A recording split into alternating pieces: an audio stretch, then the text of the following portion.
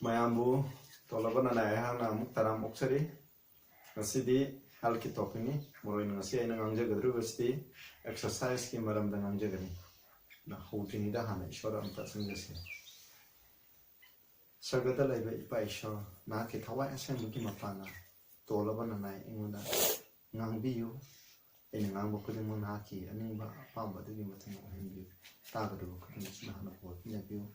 asuki mating maruaiba exercise asigi marande tolabana na kara khanja budung ngangja gaduri thawai asem Prabhu Jesu Christ agi makamjari amen koina mamangi topic ta koina ishwagi missing isinda nutrition gi maramda khara naina kare maroina koina vitamin singi adugi maramda su khara naina sakare asidi aroi boina koina mineral su koi kakchang da darkar leba mineral jam lai mokoi singa dudi calcium magnesium phosphorus calcium magnesium amasung phosphorus haibda kari da maru ege haibra matanda ekoi ya amasung ekoi saru hariba sing asi sembada masi yamna darkar lai moi ahummak se yaudana di koina saru sembang ngamde saru sembada hariba siga vitamin D3 haiba sisu darkar lai vitamin D3 apsi de koi kakchang da nungsa mangana yeiba matamda ayuki natraga nungtingi matamda yeiba matamda koi kakchang masi matamda produce tawe masi koina semjai masi koina darkar laite aduna masi koina koi kakchanggi metabolism haibde koina protein yam charagadi koina masibu neutralize tongnyagi da masi gi mayak chamangi haitare koi calcium haibsi ki mathau yam darkar lisna aduna koina calcium phajana sadragadi protein yam saba sanga yam saba misina gout lairiba adigi osteoporosis saru gyana bale yubsing chem asidegi tholpa pakani adugo protein yam hen saba sina su kari thol have mutam khoi di uric acid ado khoi da form toy maduna khoi tang tang chikpa saru khoyada masigum se toy adugo mathangda iron have su yam darkar le khoi e sema matam da iron yam darkar le e sema matam da folic acid iron vitamin B6 vitamin B12 haire busing che khoi na yamna darkar lai masigi machak che khon sanam de yaw sanam no gi sanam bana amani charaga de khoi bp wang musu phani bp nyam musu phangani aduga e gi awat pa hem de su khoi na lai ram se saga matam da phangani sinau sa adu na taba khoi na mineral khar su lai re adugi maram de khoi na ngang aina nangjar roige maram di aina hoje pan khar basing na tana khwai gi buri jing ha basu khoi na darkar lai brand di aduga nupi angang singi khoi na iron basing na masidu yamna akhona darkar leba nupa nupi gi phambi reproductive organ go masem da sujing app se masigi mathau se suki mati darkar lai masi jo khoina sab darkar lai apps ne aduga khoina hoje musa la se aduga khoina ningsinga da bom na sab thakpo matamda mana masing ha bisi ga ohe wai apps ga punna amutang da samin da su ya de sinausa aduna mana masing tongana sab natraga ohe wai se khoina tongana sab apps se masi tawuda thabuni khoi hoje exercise ni maramda amuk khoi changchalase exercise haibse yagi mati maru ege ta new start ta nutrition adugi mathangda exercise darkar lai masi darkar lai bise karino exercise yaudragadi khoina hingba ngamoi exercise asna ekoi mioi bana khudingi hingle base khoina harna khoina pump tawga e cell circulation je phale e cell je ta kai we matna khoina sakhiba makai do khoina e da pugani khoina khudamaina khoina carbohydrates na khoi sakhaw da glucose on thoni har glucose mo kai do khoina intestine da la kan da khoina tibong thirin masa da la kan da khoi protein makai du khoina tibong thirin da amino acid sin form torani har ba du fat na fatty acid sin on thoni adu loina khoi small intestine ha sukani chupa de intestine sin gi chupsang garam ma tun krai la kan khoi gi chen da la kan gi chen na haksang khudim ka magi chindak che loina supply tawrini tawro khanda puna mu sembai bi masigi da khoina circulation gi chen bai che yam phai masigi da khoina hot app che yam darkar le sinausa aduna hot app zina kamaina pump to game da mo khoi di contract tawga smaina amuk subsan da chamber mari le mo khoina amuk subsan ba amuk smai tawba hai ba se smaina sum tawba se masigi ma pa pump tawni aduga pump tawba bi ije khoi ga sangi pa khuding ta chen khar ije mo khoi hot da mo halat ke hai daragadi khoina exercise darkar le exercise de khoina khud thekpa smaina khud pai thok pai sin tawba thekpa smai tawba habsina khadu khoi gi singli akhona artery na supply tawrani aduga mu kai do halakpada na vein da halakani vein da halakum tan akhona sit tawum tan da hari bi vein da ꯂꯩꯔꯤꯕ ꯏꯁꯤꯡ ꯑꯗꯣ ꯑꯩꯈꯣꯏꯅ ꯁꯨꯃꯥꯏꯅ ꯇꯧꯕꯗ ꯑꯃꯨꯛ ꯑꯩꯈꯣꯏꯒꯤ heart ꯑꯃꯨꯛ ꯍꯜꯂꯛꯄ ꯉꯝꯃꯦꯕ ꯑꯗꯨꯅ ꯑꯦꯛꯁꯔꯁꯥꯏꯖ ꯍꯥꯏꯕꯁꯦ ꯌꯥꯝ ꯗꯔꯀꯥꯔ ꯂꯩ ꯏꯒꯤ ꯏꯆꯦꯜꯁꯦ ꯆꯥꯡ ꯅꯥꯏꯅ ꯂꯩꯍꯟꯕ ꯃꯇꯝꯗ ꯑꯦꯛꯁꯔꯁꯥꯏꯖ ꯗꯔꯀꯥꯔ ꯂꯩ ꯏꯒꯤ ꯏꯆꯦꯜꯁꯤꯅ ꯐꯖꯅ ꯆꯥꯡ ꯅꯥꯏꯅ ꯔꯤꯒꯨꯂꯔ ꯑꯣꯏꯅ ꯇꯧꯕ ꯇꯥꯔꯒꯗꯤ ꯑꯩꯈꯣꯏꯗ ꯑꯅꯥꯕ ꯍꯥꯏꯕꯁꯦ ꯑꯩꯈꯣꯏꯅ ꯁꯨꯡꯂꯩ ꯂꯩꯔꯣꯏ ꯍꯥꯏꯕꯁꯦ ꯃꯁꯤꯡꯁꯤꯗꯩꯗ ꯑꯗꯨꯒ ꯑꯇꯟꯕ ꯃꯤꯁꯤꯡꯁꯤꯗ ꯍꯥꯏ ꯑꯦꯂꯟ ꯖꯤ ꯋꯥꯠ ꯍꯥꯏꯕ ꯅꯨꯄꯤꯁꯤꯅ ꯃꯥꯅ ꯏꯕ ꯂꯥꯏꯔꯤꯛ ꯃꯦꯗꯤꯀꯦꯜ ꯃꯤꯅꯤꯁꯇ꯭ꯔꯤ ꯍꯥꯏꯕ ꯑꯁꯤꯒꯤ ꯂꯥꯏꯔꯤꯛ ꯄꯦꯖ 297ꯗ ꯃꯍꯥꯛꯅ ꯑꯁꯨꯝꯅ ꯏ ꯃꯁꯤ ꯍꯦꯜꯊꯀꯤ ꯃꯔꯝꯗꯗꯤ ꯍꯥꯏꯔꯤꯕ ꯅꯨꯄꯤ ꯑꯁꯤꯅ ꯏꯕꯁꯦ ꯃꯁꯤꯅ ꯈ꯭ꯋꯥꯏꯗꯒꯤ ꯐꯩ ꯃꯥꯅ ꯄꯤꯕ ꯀꯥꯎꯟꯁꯜꯁꯦ ꯑꯩꯈꯣꯏꯅ ꯏꯟꯕ ꯇꯥꯔꯒꯗꯤ ꯑꯅꯥ ꯑꯌꯦꯛ ꯑꯝꯇ ꯌꯥꯎꯔꯣꯏ ꯑꯩꯈꯣꯏꯅ ꯉꯁꯤ ꯕꯥꯏꯕꯜꯒꯤ ꯃꯇꯨꯡ ꯏꯟꯅ ꯃꯥꯅꯁꯨ ꯏꯕꯅꯤ ꯁꯤꯗ ꯍꯥꯏ if those who are sick would exercise their muscle daily, women as well as men, in outdoor work using brain, bone, muscle proportionally, weakness and languor would despair. Kwai lai anaba missing nupa nupi lai singina makogi kaidoba makogi muscle sing yakon leng otuna taw akogi brain sinaba brain sing aduga akogi muscle sing ye sisinaba tarde akoi da sokta ba laiba kana pangan son ba laiba sing de karim ta lairu hai loina phagini hai health would take the place of disease and strength the place of feebleness akoina sonduna laibagi mata kaidoba akoina pangan kanba oira kani habsini aduna exercise habse masi amru hai ai bible leke mu pazar ke sida Isaiah 40 gi 29 to 31 da sunna hai Isaiah 20 gi 49 to 31 da sunna ai pai he giveth power to the faint and to them that have no might he increased strength pangalai tabami sing to the man of pangalpi even the youth shall faint and be weary na sing chu chokthagani and the young men shall utterly fail mokoi tugani now I am missing too but they that wait upon the Lord shall renew their strength show the guys of missing at the mokoi pangal do no hangani no tokani they shall mount up with wings as eagle gumna mokoi paikatin okay kakatini shall run sangani and not be weary choktabanai they shall walk mokoi satkani and not faint choktabanai it's not so then I koina masigi damo ikoi spiritual koi koi thawai oiba masaju exercise to wa habisi darkar lesna koi show thajaba habisi am darkar le adu maroina koi physical habisi exercise to gi mapana koi da bangal se koi da bibni brain power habisi masaju koi darkar la yam power mission ke doy matana mokoina pa ba matam da yamna deep thinking da wo matam I makhai do brain da haigala koi si brain da koi kok oina haigala kani haidi ba haigala podo kai do ai koi na exercise to raga mu hakchang gi passing da mu chalan gi do ne dun yam pa missing exercise to do ne exercise to da adum leina tina habse adum lakhan masini koi na khanga do the best exercise quite power exercise kari no haiba matam da sida Ellen G. White helpful living pace 130 to 131 hai morning exercise hai in walking in the free invigorating air of heaven or cultivating flowers small fruits and vegetables is necessary to a helpful circulation of the blood I phagi hai ta de ayung ta da satpa koina khong no walking chatpa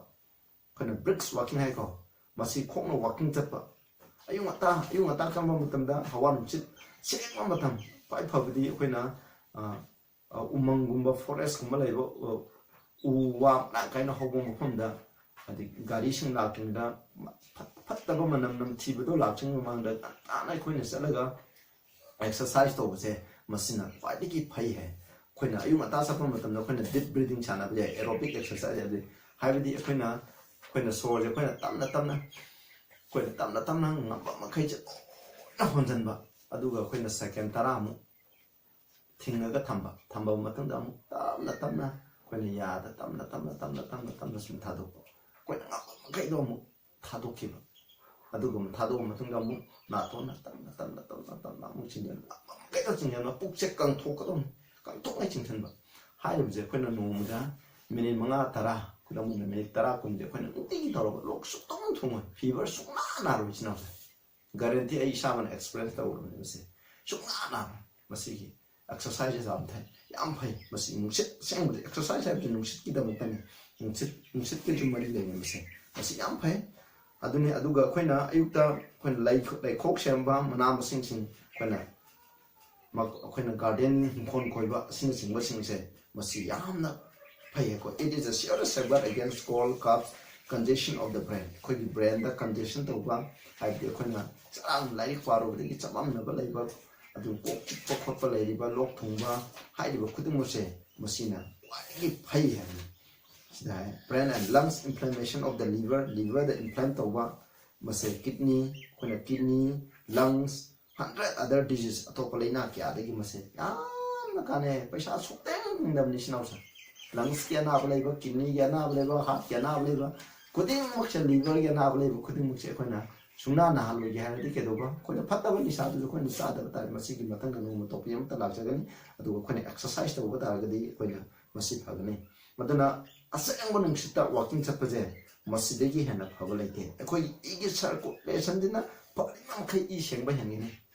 E ꯁꯦꯡꯂꯤꯕ ꯃꯈꯩ ꯑꯩꯈꯣꯏ ꯑꯅꯥꯕ ꯍꯥꯏꯕꯁꯦ ꯑꯩꯈꯣꯏꯅ ꯂꯩꯔꯣꯏ ꯍꯥꯏꯕꯁꯦ ꯑꯩꯈꯣꯏꯅ ꯃꯁꯤ ꯑꯩꯈꯣꯏꯅ ꯀꯥꯎꯈꯨꯝꯅꯒꯨꯝꯖꯩ ꯑꯗꯨꯒ ꯒꯥꯔꯗꯦꯅꯤꯡ ꯑꯗꯤ ꯍꯤꯡꯒꯣꯜ ꯀꯣꯏꯕ ꯑꯗꯨꯒ ꯑꯩꯈꯣꯏꯅ ꯃꯄꯥꯟꯒꯤ ꯑꯣꯏꯕ ꯊꯕꯛꯁꯤꯡ ꯁꯨꯕꯁꯦ ꯃꯁꯤ ꯗꯔꯀꯥꯔ ꯂꯩ ꯃꯔꯨꯑꯣꯏꯅ ꯁꯤꯗ ꯏꯐ ꯑꯗꯥꯝꯁꯦ ꯏꯁꯣꯔꯅ ꯁꯦꯝꯕꯤꯕ ꯃꯇꯝꯗ ꯃꯈꯣꯏ ꯀꯗꯥꯏꯗ ꯊꯝꯃꯦ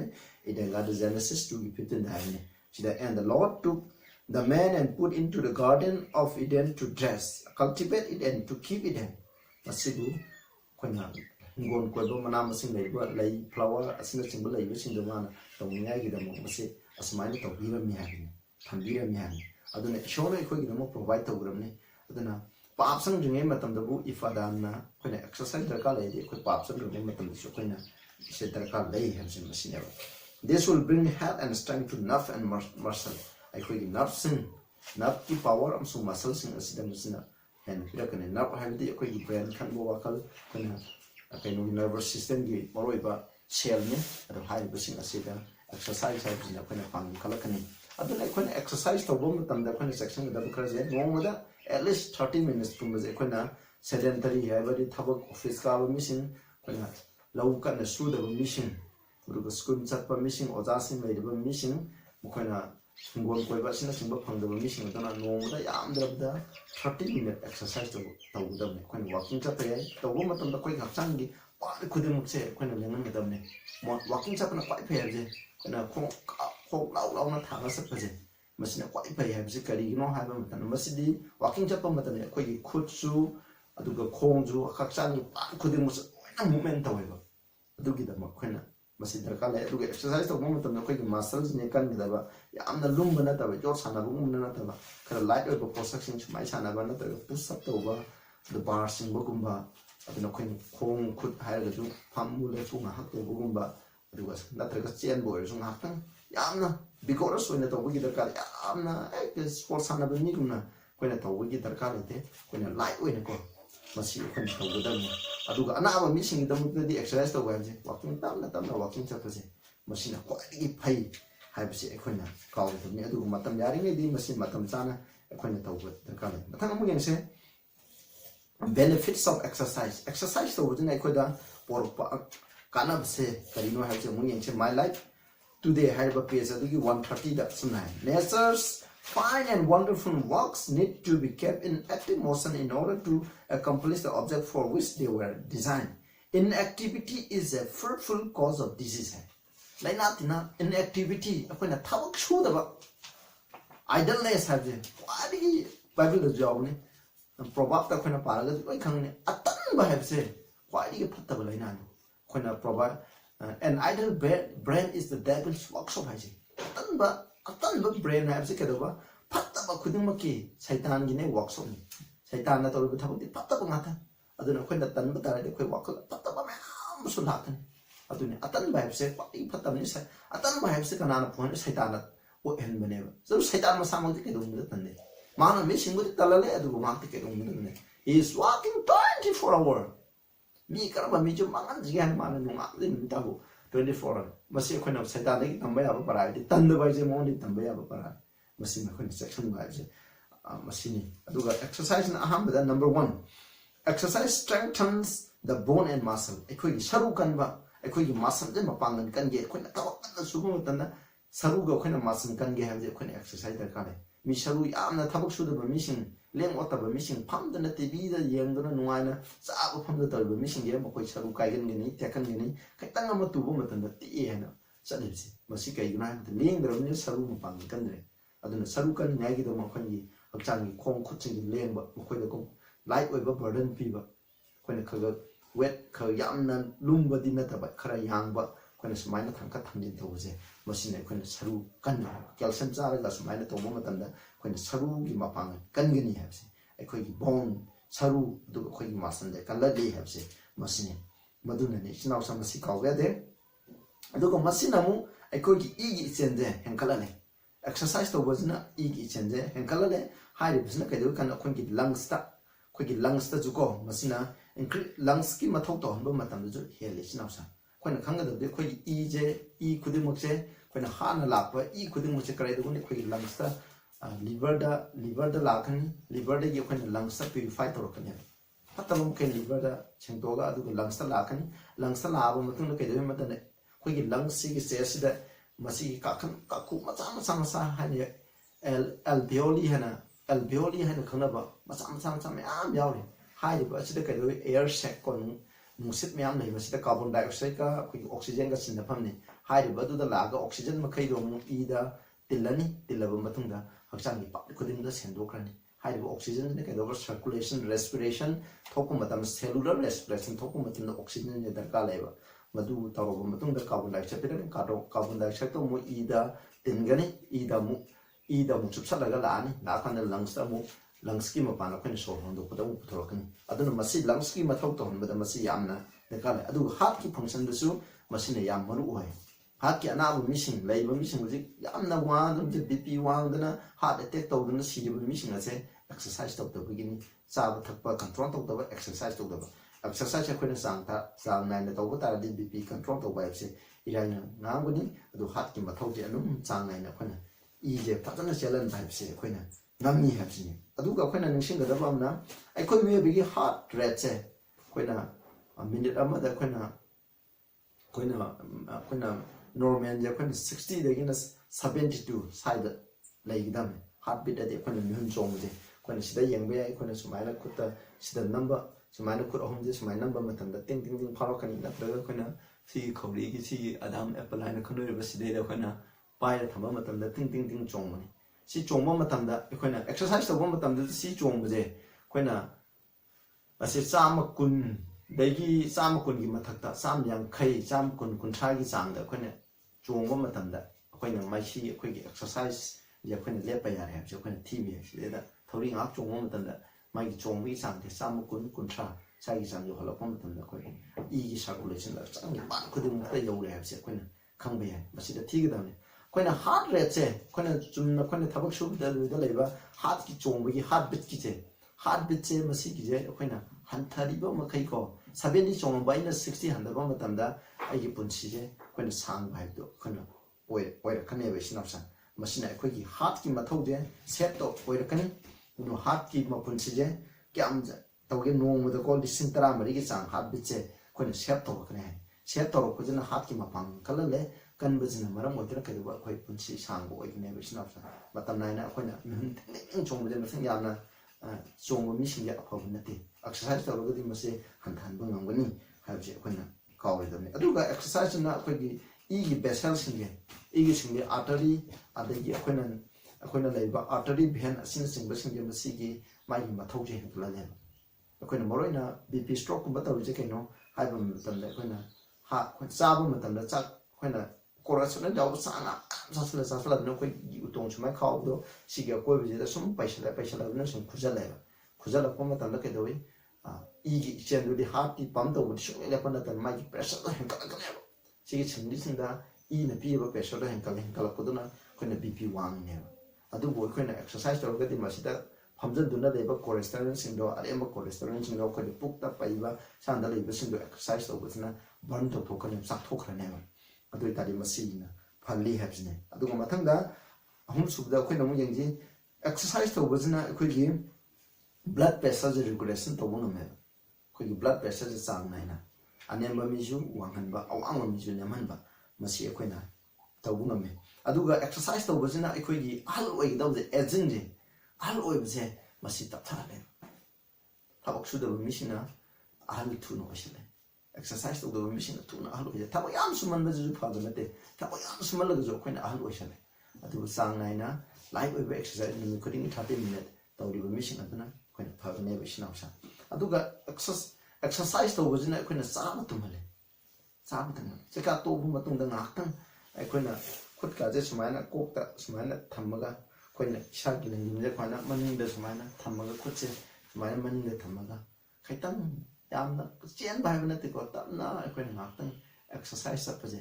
ꯆꯥꯛꯆꯥ ꯇꯣꯛꯑ ꯃꯇꯨꯡꯗ ꯉꯥꯏꯍꯥꯛꯇꯪ ꯆꯠꯄꯁꯦ ꯆꯥꯛꯆꯥ ꯇꯣꯛꯄꯒ ꯇꯨꯝꯁꯤꯟꯕ ꯐꯠꯇꯦ ꯑꯦꯛꯁꯔꯁꯥꯏꯁ ꯆꯠꯄꯁꯦ ꯃꯁꯤꯅ ꯆꯥꯕ ꯇꯨꯝꯕꯗ ꯌꯥꯝꯅ ꯃꯇꯦꯡ ꯄꯥꯡꯅꯤ ꯍꯥꯏ ꯑꯗꯨꯒ ꯃꯊꯪꯗ ꯑꯦꯛꯁꯔꯁꯥꯏꯁ ꯍꯥꯏꯕꯁꯤꯅ ꯑꯩꯈꯣꯏꯒꯤ ꯃꯤ ꯑꯃꯒꯤ ꯂꯩꯐꯝ ꯊꯣꯛꯄ ꯕꯣꯗꯤ ꯋꯦꯠꯇꯣ ꯑꯩꯒꯤ ꯍꯥꯏꯠꯀꯤ ꯃꯇꯨꯡ ꯏꯟꯅ ꯍꯥꯏꯠꯀ ꯆꯍꯤꯒꯤ ꯃꯇꯨꯡ ꯏꯟꯅ ꯂꯩꯐꯝ ꯊꯣꯛꯄ ꯑꯩꯈꯣꯏꯒꯤ ꯋꯦꯠꯇꯣ ꯑꯣꯞꯇꯤꯃꯝ ꯋꯦꯠ ꯍꯥꯏꯕꯗꯣ ꯃꯗꯨ ꯀꯟꯇ꯭ꯔꯣꯜ ꯇꯧꯕ ꯉꯝꯃꯦꯕ ꯈꯨꯗꯝ ꯑꯣꯏꯅ ꯑꯩꯒꯤꯗꯤ ꯌꯥꯝ ꯋꯥꯡꯕ ꯅꯠꯇꯦ ꯐꯤꯠ 5ꯒꯤ ꯏꯟꯆꯤ 5 ꯁꯥꯏꯒꯤ ꯆꯥꯡ ꯋꯥꯡꯉꯦ ꯑꯗꯨꯒ ꯑꯩꯒꯤꯗꯤ ꯋꯦꯠꯁꯦ 55ꯁꯦ ꯁꯤꯗ ꯑꯗꯨꯝ ꯁꯨꯡꯍꯣꯡ ꯍꯣꯡꯗꯅ ꯂꯩꯌꯦꯕ ꯑꯩꯁꯦ ꯑꯗꯨꯅ ꯃꯔꯝ ꯑꯣꯏꯗꯅ ꯍꯣꯡꯗ꯭ꯔꯕꯅꯤꯅ ꯋꯦꯠꯁꯦ ꯑꯩꯈꯣꯏꯅ ꯀꯟꯇ꯭ꯔꯣꯜ ꯇꯧꯕ ꯉꯝ ꯇꯥꯔꯒꯗꯤ ꯅꯥꯕꯗꯤ ꯄꯥꯛꯅꯩ ꯑꯗꯨ ꯋꯦꯠ ꯍꯟꯊꯔꯕ ꯑꯩꯈꯣꯏ ꯍꯛꯆꯥꯡꯗ ꯀꯩꯒꯨꯝꯕ ꯁꯣꯏꯕꯒꯤꯅꯤ ꯋꯦꯠ ꯍꯦꯟꯒꯠꯂꯛꯑꯒꯁꯨ ꯀꯩꯒꯨꯝꯕ ꯈꯔ ꯁꯣꯏꯕ ꯂꯩꯔꯦ ꯍꯥꯏꯕꯁꯤ ꯑꯩꯈꯣꯏꯅ ꯈꯪꯒꯗꯕꯅꯤ ꯑꯗꯨꯅ ꯑꯣꯞꯇꯤꯃꯝ ꯋꯦꯠꯁꯦ ꯃꯁꯤ ꯀꯟꯇ꯭ꯔꯣꯜ ꯇꯧꯕ ꯃꯇꯝꯗ ꯃꯁꯤꯅ ꯌꯥꯝꯅ ꯑꯣꯏ ꯃꯊꯪꯗ ꯑꯃꯨꯛ ꯑꯦꯛꯁꯔꯁꯥꯏꯖꯅ ꯏꯝꯃ꯭ꯌꯨꯟ ꯁꯤꯁꯇꯦꯝ ꯀꯜꯂꯝꯃꯤ ꯏꯝꯃ꯭ꯌꯨꯟ ꯁꯤꯁꯇꯦꯝ ꯑꯗꯤ ꯑꯩꯈꯣꯏꯒꯤ ꯍꯛꯆꯥꯡꯗ ꯂꯩꯕ ꯂꯩꯅꯥ ꯇꯤꯟꯅꯥ ꯂꯥꯛꯄ ꯈꯨꯗꯤꯡꯃꯛꯁꯦ ꯑꯩꯈꯣꯏꯒꯤ ꯍꯛꯆꯥꯡꯒꯤ ꯗꯤꯐꯦꯟꯁ ꯁꯤꯁꯇꯦꯝ ꯉꯥꯛꯊꯣꯛꯅꯤꯡꯉꯥꯏꯒꯤ ꯁꯤꯁꯇꯦꯝ ꯑꯃ ꯂꯩꯔꯤ ꯍꯥꯏꯔꯤꯕ ꯏꯝꯃ꯭ꯌꯨꯟ ꯁꯤꯁꯇꯦꯝ ꯂꯣꯏꯅ ꯇꯧꯔꯤꯕꯅꯤ ꯑꯩꯈꯣꯏꯅ ꯐꯤꯕꯔ ꯅꯥꯕꯒꯨꯝꯕ ꯐꯔꯤꯕꯁꯦ ꯑꯩꯈꯣꯏꯅ ꯗꯣꯛꯇꯔꯒꯤ ꯍꯤꯗꯥꯛ ꯂꯥꯡꯊꯛ ꯆꯥꯔꯤ ꯑꯗꯨꯕꯨ ꯑꯩꯈꯣꯏꯅ ꯀꯟꯇ꯭ꯔꯣल ꯇꯧꯕꯅꯤ ꯑꯗꯨ ꯐꯩ ꯍꯥꯏꯕꯁꯦ ꯑꯩꯈꯣꯏꯒꯤ ꯏꯝꯃ꯭ꯌꯨꯟ ꯁꯤꯁꯇꯦꯝ ꯁꯣꯜꯂꯕ ꯁꯨꯡꯐ ꯐꯔꯔꯣꯏ ꯈꯨꯗꯝ ꯑꯣꯏꯅ ꯑꯦꯁꯅ ꯅꯥꯕ ꯃꯤꯁꯤꯡ ꯐꯠꯇꯦ ꯀꯩꯒꯤꯅꯣ ꯏꯝꯃ꯭ꯌꯨꯟ ꯁꯤꯁꯇꯦꯝꯗꯣ ꯑꯦꯁꯀꯤ HIV ꯃꯍꯤꯛꯁꯤꯅ ꯑꯦꯇꯦꯛ ꯇꯧꯕꯅꯦꯕ ꯑꯗꯨꯅ ꯑꯩꯈꯣꯏꯅ ꯏꯝꯃ꯭ꯌꯨꯟ ꯁꯤꯁꯇꯦꯝꯗꯣ ꯂꯩꯇ꯭ꯔꯕꯅꯤꯅ ꯃꯈꯣꯏꯁꯦ ꯂꯩꯅꯥ ꯑꯃꯅ ꯅꯥꯕ ꯃꯇꯝꯗ ꯈꯟꯊꯣꯛꯄ ꯉꯝꯗ꯭ꯔꯦ ꯑꯗꯨꯅ ꯁꯤꯔꯤꯁꯦ ꯑꯗꯨꯅ ꯑꯅꯥꯕ ꯈꯨꯗꯤꯡꯃꯛꯁꯦ ꯀꯔꯤꯗꯒꯤ ꯐꯍꯜꯂꯤ ꯃꯦꯟꯂꯤ ꯏꯝꯃ꯭ꯌꯨꯟ ꯁꯤꯁꯇꯦꯝꯅ ꯃꯄꯥꯡꯒꯜ ꯀꯜꯂꯤꯉꯩ ꯑꯅꯥꯕ ꯐꯕꯅꯦꯕ ꯍꯧꯖꯤꯛ ꯀꯣꯔꯣꯅꯥ ꯚꯥꯏꯔꯁ ꯅꯥꯔꯤ ꯀꯣꯔꯣꯅꯥ ꯚꯥꯏꯔꯁꯅ ꯃꯤ 3,000ꯃꯨꯛꯀꯤ ꯆꯥꯡ ꯆꯩꯅꯥꯗ ꯁꯤꯔꯦ ꯑꯗꯨ ꯍꯥꯏꯔꯤꯕꯁꯦ ꯃꯁꯤꯗꯒꯤ ꯑꯩꯈꯣꯏꯅ ꯐꯒꯦ ꯍꯥꯏꯕ ꯇꯥꯔꯕꯗꯤ ꯑꯩꯈꯣꯏꯅ ꯍꯧꯖꯤꯛ ꯏꯆꯝ ꯆꯝꯕ ꯏꯁꯣꯔꯅ ꯄꯤꯕꯤꯕ ꯍꯤꯗꯥꯛ ꯂꯥꯡꯊꯛꯅꯁꯨ ꯃꯁꯤ ꯐꯩ ꯍꯥꯏꯅ ꯑꯩꯈꯣꯏꯅ ꯐꯦꯁꯕꯨꯛꯇ ꯑꯗꯒꯤ ꯗꯣꯛꯇꯔꯁꯤꯡꯅꯀꯣ ꯑꯐꯥꯎꯕ ꯗꯣꯛꯇꯔꯁꯤꯡꯅ ꯑꯁꯨꯝꯅ ꯍꯥꯏꯕ ꯂꯩ ꯃꯈꯣꯏ ꯑꯗꯨꯗꯤ ꯀꯩꯅꯣ ꯍꯥꯏꯀꯥꯟꯗ ꯑꯩꯈꯣꯏꯅ ꯆꯅꯝ ꯍꯥꯏꯕꯁꯤ ꯏꯝꯃ꯭ꯌꯨꯟ ꯁꯤꯁꯇꯦꯝꯁꯤ ꯌꯥꯝ ꯀꯜꯍꯜꯂꯦ ꯍꯥꯏꯔꯤꯕ ꯆꯅꯝ ꯍꯥꯏꯕꯁꯤꯒ ꯁꯤꯡꯅꯦ ꯐꯨꯠꯂꯦꯗꯅ ꯐꯨꯠꯄ ꯃꯇꯝꯗ ꯑꯩꯈꯣꯏꯅ ꯆꯝꯄ꯭ꯔꯥ ꯃꯍꯤꯒꯨꯝꯕꯁꯦ ꯍꯥꯞꯆꯤꯜꯂꯒ ꯑꯩꯈꯣꯏꯅ ꯁꯥꯅ ꯊꯛꯄꯁꯦ ꯂꯨꯝꯕꯨ ꯁꯥꯅ ꯑꯩꯈꯣꯏꯅ ꯑꯌꯨꯛꯇ ꯅꯨꯡꯊꯤꯟꯗ ꯅꯣꯡꯃꯗ 3ꯂꯛꯀꯨꯝꯕꯁꯦ ꯊꯛꯄ ꯇꯥꯔꯒꯗꯤ ꯍꯥꯏꯔꯤꯕ ꯂꯩꯅꯥ ꯑꯁꯤꯗꯒꯤꯁꯨ ꯑꯩꯈꯣꯏꯅ ꯀꯟꯊꯣꯛꯄ ꯉꯝꯃꯤ ꯍꯥꯏꯅ ꯑꯩꯈꯣꯏꯅ ꯑꯁꯨꯝꯅ ꯇꯥꯏ ꯑꯗꯨꯅ ꯏꯆꯤꯟꯅꯥꯎꯁꯦ ꯑꯩꯈꯣꯏ ꯅꯥꯕ ꯃꯇꯝꯗ ꯑꯩꯈꯣꯏ ꯈꯨꯗꯝ ꯑꯣꯏꯅ ꯑꯩ ꯏꯁꯥ ꯅꯥꯕ ꯃꯇꯝꯗ ꯐꯤꯕꯔ ꯅꯥꯕꯒꯤꯗꯃꯛ ꯀꯣꯛ ꯆꯤꯛꯄꯒꯤꯗꯃꯛ ꯑꯩ ꯒꯨꯂꯤ ꯑꯃ ꯐꯥꯎꯕ ꯑꯩ ꯍꯧꯖꯤꯛ ꯑꯩꯈꯣꯏꯅ ꯆꯥꯗꯦ ꯑꯗꯨꯕꯨ ꯑꯩꯈꯣꯏꯒꯤꯗꯤ ꯏꯆꯝ ꯆꯝꯕ ꯂꯣꯛ ꯊꯨꯡꯕ ꯂꯥꯏꯍꯧ ꯇꯧꯕ ꯍꯥꯏꯕꯁꯤꯗ ꯑꯩꯈꯣꯏꯗꯤ ꯆꯅꯝ ꯆꯝꯄ꯭ꯔꯥ ꯁꯤꯡ ꯍꯥꯏꯕꯁꯦ ꯃꯁꯤ ꯊꯥꯗꯣꯛꯄ ꯌꯥꯗꯦ ꯑꯗꯨꯒ ꯆꯝꯄ꯭ꯔꯥ ꯐꯪꯗꯕ ꯃꯇꯝꯗ ꯑꯩꯈꯣꯏꯅ ꯁꯤꯡꯅꯦ ꯑꯗꯨ ꯑꯩꯈꯣꯏꯅ ꯒꯨꯟ ꯃꯔꯨꯅꯦ ꯆꯅꯝꯅꯦ ꯍꯥꯏꯔꯤꯕꯁꯦ ꯐꯨꯠꯂꯒ ꯑꯩꯈꯣꯏꯅ ꯐꯖꯅ ꯊꯛꯑꯦ ꯊꯛꯄ ꯃꯇꯝꯗ ꯑꯗꯨꯝ ꯃꯁꯤ ꯐꯒꯅꯤ ꯈꯨꯗꯛꯇ ꯐꯗ꯭ꯔꯁꯨ ꯅꯨꯃꯤꯠ 2-3 ꯑꯩꯈꯣꯏꯅ ꯆꯥꯡ ꯅꯥꯏꯅ ꯅꯣꯡꯃꯗ 2-3ꯂꯛ ꯊꯛꯄ ꯃꯇꯝꯗ ꯂꯣꯏ ꯐꯩ ꯐꯤꯕꯔ ꯈꯪꯗꯦ ꯑꯃ ꯈꯪꯗꯦ ꯑꯗꯨꯒ ꯑꯩꯈꯣꯏꯅ ꯆꯝꯄ꯭ꯔꯥ ꯍꯥꯏꯕꯁꯤꯁꯨ ꯚꯤꯇꯥꯃꯤꯟ ꯁꯤꯅꯤ ꯚꯤꯇꯥꯃꯤꯟ ꯁꯤ ꯍꯥꯏꯁꯤꯅ ꯏꯝꯃ꯭ꯌꯨꯟ ꯁꯤꯁꯇꯦꯝ ꯌꯥꯝꯅ ꯀꯟꯈꯠꯍꯟꯕꯗ ꯃꯇꯦꯡ ꯄꯥꯡꯉꯦꯕ ꯃꯁꯤꯒꯤꯗꯃꯛ ꯑꯗꯨꯅ ꯃꯁꯤ ꯑꯩꯈꯣꯏꯅ ꯌꯥꯝ ꯗꯔꯀꯥꯔ ꯂꯩ ꯃꯁꯤ ꯑꯩꯈꯣꯏꯅ ꯇꯧꯕꯗ ꯏꯝꯃ꯭ꯌꯨꯟ ꯁꯤꯁꯇꯦꯝꯗ ꯀꯟꯈꯠꯄ ꯃꯇꯝꯗ ꯑꯗꯨꯒ ꯑꯦꯛꯁꯔꯁꯥꯏꯖ ꯍꯥꯏꯕꯁꯤꯅꯁꯨ ꯏꯝꯃ꯭ꯌꯨꯟ ꯁꯤꯁꯇꯦꯝꯗ ꯀꯟꯈꯠꯄꯅ ꯃꯇꯦꯡ ꯄꯥꯡꯉꯤ ꯑꯦꯛꯁꯔꯁꯥꯏꯖ ꯇꯧꯔꯤꯕ ꯃꯤꯁꯤꯅ ꯄꯥꯛꯅ ꯅꯥꯔꯣꯏ ꯍꯥꯏꯕꯁꯤ ꯃꯁꯤꯅꯤ ꯑꯗꯨꯒ ꯃꯊꯪꯗ ꯑꯦꯛꯁꯔꯁꯥꯏꯖꯅ ꯑꯩꯈꯣꯏꯒꯤ ꯁ꯭ꯇ꯭ꯔꯦꯁ ꯍꯥꯏꯗꯤ ꯑꯩꯈꯣꯏꯅ ꯋꯥꯈꯜ ꯌꯥꯝꯅ ꯈꯟꯕ ꯑꯩꯈꯣꯏꯅ ꯋꯥꯈꯜ ꯅꯨꯡꯉꯥꯏꯇꯕ ꯅꯨꯡꯁꯥꯅ ꯂꯩꯕ ꯑꯗꯨꯒꯨꯝꯕꯗꯣ ꯃꯁꯤ ꯑꯦꯛꯁꯔꯁꯥꯏꯖ ꯇꯧꯕ ꯃꯇꯝꯗ ꯐꯍꯜꯂꯦ ꯋꯥꯈꯜ ꯅꯨꯡꯉꯥꯏꯇꯅ ꯂꯩꯕꯗꯣ ꯑꯩꯈꯣꯏꯅ ꯋꯥꯈꯜ ꯅꯨꯡꯉꯥꯏꯇꯅ ꯂꯩꯕꯗꯣ ꯃꯁꯤ ꯑꯦꯛꯁꯔꯁꯥꯏꯖ ꯇꯧꯕ ꯑꯁꯤꯅ ꯐꯍꯜꯂꯦꯕ ꯃꯁꯤꯅꯤ ꯑꯗꯨꯅ ꯑꯩꯈꯣꯏꯒꯤ ꯄꯨꯛꯅꯤꯡꯗ ꯃꯥꯡꯁꯟꯗꯨꯅ ꯂꯩꯕ ꯍꯥꯏꯕ ꯃꯌꯥꯝꯗꯣ ꯑꯗꯨꯒꯨꯝꯕ ꯗꯤꯄ꯭ꯔꯦꯁꯟꯅꯆꯤꯡꯕ ꯑꯁꯤꯒꯨꯝꯕ ꯃꯌꯥꯝ ꯊꯣꯛꯇꯨꯅ ꯂꯩꯕꯗꯣ ꯃꯁꯤ ꯑꯦꯛꯁꯔꯁꯥꯏꯖ ꯇꯧꯕ ꯍꯥꯏꯕꯁꯤꯅ ꯑꯩꯈꯣꯏꯅ ꯐꯍꯜꯂꯦ ꯍꯥꯏꯕꯁꯤꯅꯤ ꯑꯗꯨꯒ ꯑꯦꯛꯁꯔꯁꯥꯏꯖ ꯇꯧꯕ ꯍꯥꯏꯕꯁꯤꯅ ꯑꯩꯈꯣꯏꯒꯤ ꯕ꯭ꯔꯦꯟꯒꯤ ꯁꯛꯇꯤ ꯑꯃ ꯃꯁꯤꯒꯤ ꯀꯥꯟꯅꯕ ꯑꯃꯅ ꯕ꯭ꯔꯦꯟꯁꯦ ꯌꯥꯝ ꯐꯍꯜꯂꯦꯕ ꯑꯉꯥꯡꯁꯤꯡ ꯍꯧꯖꯤꯛ ꯁ꯭ꯀꯨꯜ ꯀꯣꯂꯦꯖ ꯍꯥꯏꯔꯁꯨ ꯑꯉꯥꯡꯁꯤꯡ ꯅꯣꯡꯃꯗ ꯄꯨꯡ 7-9-10 ꯂꯥꯏꯔꯤꯛ ꯄꯥꯍꯜꯂꯅꯤ ꯑꯗꯨꯒ ꯑꯗꯨꯝ ꯐꯝꯖꯤꯜꯂꯒ ꯆꯥꯍꯜꯂꯅꯤ ꯑꯦꯛꯁꯔꯁꯥꯏꯖ ꯇꯧꯍꯟꯗꯅ ꯊꯝꯕꯁꯦ ꯃꯁꯤ ꯌꯥꯝꯅ ꯁꯣꯏꯔꯕꯅꯤ ꯂꯥꯏꯔꯤꯛ ꯌꯥꯝ ꯄꯥꯔꯒꯗꯤ ꯑꯦꯛꯁꯔꯁꯥꯏꯖꯁꯦ ꯌꯥꯝ ꯗꯔꯀꯥꯔ ꯂꯩꯌꯦꯕ ꯏꯆꯤꯟꯅꯥꯎꯁꯦ ꯑꯩꯈꯣꯏꯅ ꯕ꯭ꯔꯦꯟ ꯏ ꯃꯈꯩꯗꯣ ꯑꯩꯈꯣꯏꯅ ꯀꯣꯛꯇ ꯍꯥꯏꯒꯠꯂꯛꯏꯕ ꯏ ꯃꯈꯩꯗꯣ ꯑꯩꯈꯣꯏꯅ ꯑꯦꯛꯁꯔꯁꯥꯏꯖ ꯇꯧꯔꯒ ꯑꯩꯈꯣꯏꯅ ꯀꯩꯗꯧꯋꯤ ꯃꯇꯝꯗ ꯕ꯭ꯔꯦꯟꯗꯒꯤ ꯑꯃꯨꯛ ꯑꯩꯈꯣꯏ ꯍꯛꯆꯥꯡꯒꯤ ꯄꯥꯔꯠ ꯈꯨꯗꯤꯡꯃꯛꯇ ꯑꯃꯨꯛ ꯌꯦꯟꯊꯣꯛꯍꯟꯈꯤꯗꯧꯕꯅꯦꯕ ꯑꯗꯨ ꯑꯣꯏꯇꯥꯔꯒꯗꯤ ꯃꯁꯤ ꯌꯥꯝ ꯐꯅꯦꯕ ꯑꯗꯨꯅ ꯕ꯭ꯔꯦꯟ ꯌꯥꯝ ꯐꯒꯦ ꯍꯥꯏꯇꯥꯔꯒꯗꯤ ꯑꯦꯛꯁꯔꯁꯥꯏꯖ ꯇꯧꯕ ꯑꯐꯕ ꯗꯥꯏꯠ ꯆꯥꯕ ꯍꯥꯏꯕꯁꯦ ꯃꯁꯤ ꯌꯥꯝꯅ ꯗꯔꯀꯥꯔ ꯂꯩ ꯍꯥꯏꯕꯁꯤꯅꯤ ꯑꯗꯨꯅ ꯑꯦꯛꯁꯔꯁꯥꯏꯖꯅ ꯉꯥꯛꯊꯣꯛꯍꯟꯕ ꯉꯝꯕ ꯂꯩꯅꯥꯁꯤꯡꯁꯦ ꯀꯔꯤꯅꯣ ꯍꯥꯏꯕ ꯃꯇꯝꯗ ꯀꯣꯔꯣꯅꯔꯤ ꯍꯥꯔꯠꯀꯤ ꯑꯣꯏꯕ ꯂꯩꯅꯥꯁꯤꯡꯁꯦ ꯃꯁꯤ ꯃꯍꯥꯛꯅ ꯐꯍꯟꯕ ꯉꯝꯃꯤ ꯍꯥꯏꯄꯔꯇꯦꯟꯁꯟ BP ꯋꯥꯡꯕ ꯃꯁꯤꯅ ꯐꯍꯟꯒꯅꯤ ꯄꯨꯛ ꯅꯣꯏꯕ ꯃꯤꯁꯤꯡ ꯐꯍꯟꯒꯅꯤ ꯑꯣꯁꯇꯣꯄꯦꯔꯣꯁꯤꯁ sarugi anaba leibasing saru songanba saruda hoganbasing maruina diabetes naba mising de phaleba diabetes naba tung khudimok se masi hojing manipur da diabetes naba mi yam letre ai amana wai nare hairiba diabetes naba je khoina phagi hai taragadi akhoi chinda sanga chabaje thadokpiba sanga cholesterol haibase masini sugar na main problem na te cholesterol na basinda aduga tuma ahaw junk food makhai loina thadoga asangba mana masang wahi aman boju thumme na mina wahi athum sabe na de that is very false an banga kan wahi asangba mana masang de pana saraba aduga exercise heavy exercise khoina khangda cycle thobu khangde walking chatpa khangde humang tabje khoina na khudingi pungai pung sudu na laida diabetes line phagini sinapsa mase exercise kana ne thaja draga you test and see thaja draga aina have chumber you phagani mase when sinda control to ba du mase exercise to matam diabetes se phagani then pung noiba mi overweight oiba obesity na maram odina diabetes tan mane noi ri bajing ya amata phate pi angang da pasa noi ri bajing ya laina apabagi na te heart attack bp stroke sin bala noi maram na teng masi gum se control to ga di exercise sai je yang maru hai aduga exercise na kana bje khoina tumba ya da mi sin ge exercise na phajana tumba ya le masima sa aduga khoina cha ba tumba da mateng pang ekhoi gi wakhal je yam nungai na thamba ngami ha je masine aduga exercise wo matam de khoina section ga da ba na akhoi fi khoi hakchang le fi phajana set phaje masi yam dra kha le khoina maza phuri ma laga smaina to bje de ma hakchang pa chen di loina khoina full cover to ga ko khonga sang ma se la khoina walking chapa matam da khoina ko khangde pa chen ing han da loina chamana na sa hala kan khoina exercise to ba adoi ta de khoina masi oigni duga roi dai quotation ma parake testimony for the church volume 2 gi page 351 pure perfect health depends upon perfect circulation habse khoina ma phaba hakchang phaba darkal hakchang phaba lai ya tari i gi sen ya phaba habse darkal lai habse sna masi ma kaw ni i gi sen phaba matamda i bu seman ba masak ching i bu phan ba masak ching mana masing wahi se phajana sabse iron jawa posak che yam saba khoina hemoglobin habse semba matamda iron jawa chinjak che masi phajana yaw saba khoina b6 b12 folic acid sing te phajana saba aduga i chen ja phajana kalan ba exercise to ge i circulation sukam mat phanba matamda suna naroi cancer naroi anemia leukemia pithib de hojing nalari ba na bulina sine amata naroi habsine special attention should be given to the extremities akhoi gi khong khut sida yam section ba extremity ko khoi gi ko khong khut lai ba sinde masi khoina masi da yam section ga dabuni that they may be as solidly clotted as the cells and the region over the heart khoina cells adu heart gi jaga sing patana korpa guna khoi gi khong khut je ni ga na matam de moza utana sije sa khong khut ngan ba je angang sing na na bi mo baram angang su na halo ge hai tari lok thung ba sine sing ba na halo ge tari khong khut moza hapi ba nam san du na lei ba pirong do hoi ning tham ta calendar gi matam do ju loose oi ko khara shapi ba tar nam da bi oi gi matam na ba adu pa na shapi ba matam ko ana bu amna kan thopong ngam api ba ngang sing adu jang phut sing de oi thoi ba athum haw yor ba sing ni bi ja da ba adu tari ke ba masi angang sing lok thum ba fiber na ba sine chung ba sing de gi loina kan thopong ngam ni ha sine ba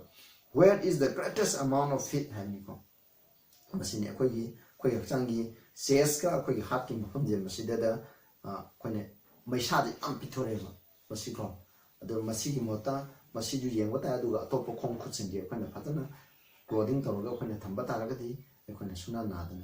leiba ngam ni ha sine adu dress phatana set pa modest of dress hat pa sinausa nupi masa sing na masa gi short to ne na hoji loina phurit matan marang ni laga ade makhong matan marang ni laga chale adu toina na ga masi ko khoine khangu tam da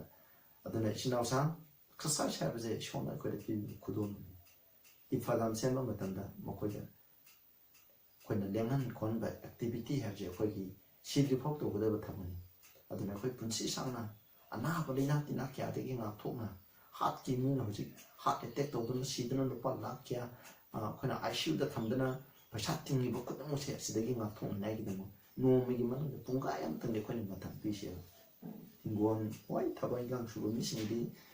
ꯊꯣꯏꯗꯣꯛꯅ ꯗꯔꯀꯥꯔ ꯂꯩꯇ꯭ꯔꯦ ꯑꯗꯨꯕꯨ ꯊꯕꯛ ꯏꯟꯈꯥꯡ ꯇꯧꯔꯤꯕ ꯃꯤꯁꯤꯡ office ꯀꯥꯔꯤꯕ ꯃꯤꯁꯤꯡ school college ꯆꯠꯂꯤꯕꯁꯤꯡ ꯃꯇꯝ ꯈꯔ ꯄꯤꯁꯦꯕ ꯑꯌꯨꯛ ꯉꯟꯇꯥꯗ ꯑꯣꯏꯔꯁꯨ ꯄꯨꯡꯈꯥꯏ ꯑꯃꯇꯪ ꯑꯩꯈꯣꯏꯅ ꯉꯥꯏꯍꯥꯛꯇꯪ ꯍꯨꯃꯥꯡ ꯌꯥꯝ ꯍꯨꯃꯥꯡ ꯆꯤꯂꯤ ꯆꯤꯂꯤ ꯇꯥꯗꯁꯨ ꯍꯨꯃꯥꯡ ꯈꯖꯤꯛꯇꯤ ꯊꯣꯛꯍꯟꯅꯤꯡꯉꯤ ꯑꯩꯈꯣꯏꯅ ꯏꯁꯥꯒꯤ ꯄꯥꯔꯠꯁꯤꯡꯁꯦ ꯂꯦꯡ ꯑꯩꯈꯣꯏꯅ ꯇꯧꯁꯦ ꯑꯗꯨ ꯑꯣꯏꯇꯥꯔꯒꯗꯤ